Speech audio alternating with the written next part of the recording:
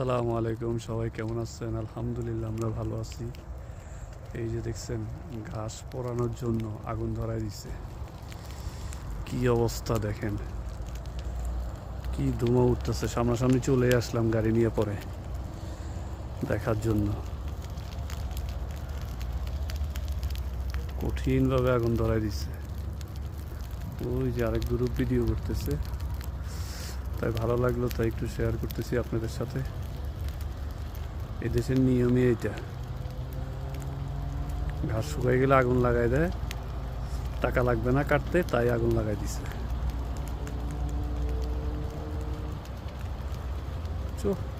Two মাছ।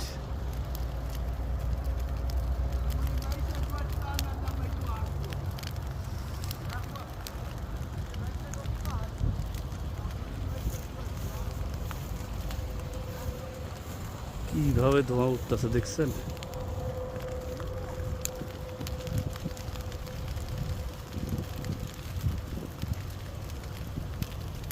কঠিনভাবে ধরছে আগুন।